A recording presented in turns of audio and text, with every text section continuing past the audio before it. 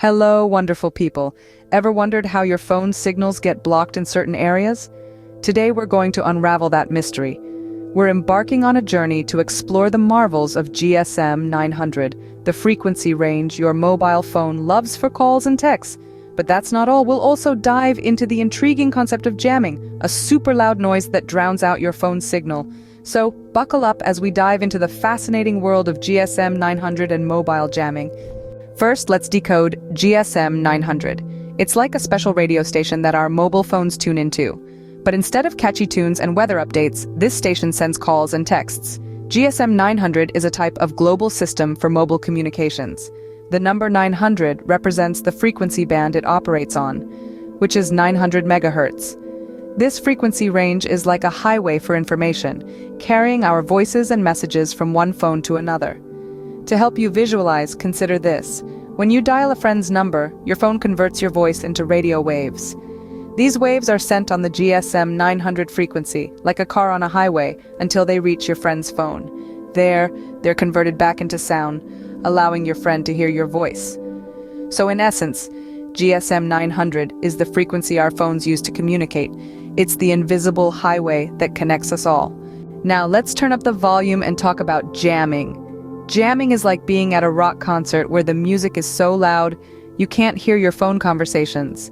You see, when you're trying to make a call or send a text, your phone needs to connect to a special radio station, which we learned earlier is called GSM 900. Imagine you're at a concert having a conversation with a friend.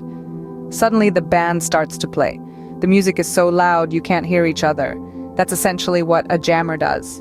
It emits a signal that's so strong it drowns out the frequencies your phone needs to connect to the GSM 900. Picture the jammer as the band at the concert. Just as the band's music makes it hard for you to hear your friend, the jammer's signal makes it hard for your phone to connect to the GSM 900. So, how does the jammer produce this signal? Well, it's a bit like how the band produces music. The jammer uses electronic components to generate a signal that's so strong, it overwhelms the frequencies your phone needs to make calls and send texts. In essence, the jammer is creating a lot of noise, just like a loud rock concert. And just like you can't hear your friend over the music, your phone can't hear the GSM 900 over the jammer's signal. So, a jammer is like that loud rock concert, drowning out your phone's conversation. Ready to build your very own GSM 900 jammer? Here's what you'll need. To kick things off, you'll need a handful of electronic components. Don't worry, they're nothing too fancy, just some resistors, capacitors, and a special IC chip. These are the building blocks of your jammer, each one playing a crucial role in the overall function. Resistors are your jammer's defenders.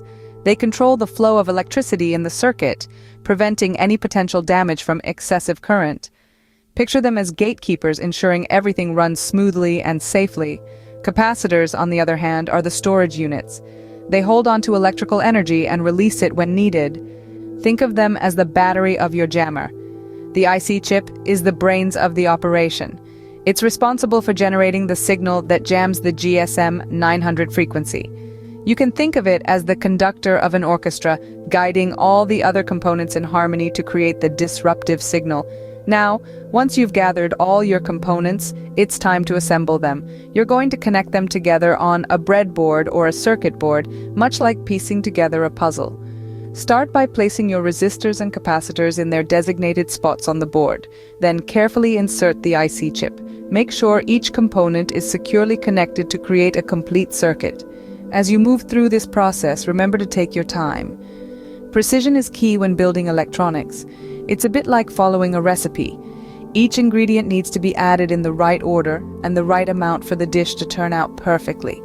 Once everything is in place, it's time for the moment of truth, testing your jammer. You'll want to ensure it's working properly before any practical use. Don't worry if it doesn't work perfectly on the first try.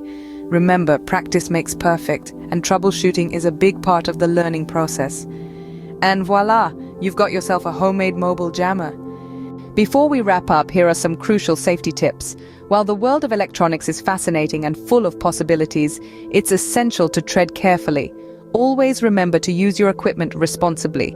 Building a GSM 900 mobile jammer can be a fun and educational experience, but it's crucial to understand the potential implications. Use your jammer responsibly and never for illegal or harmful purposes.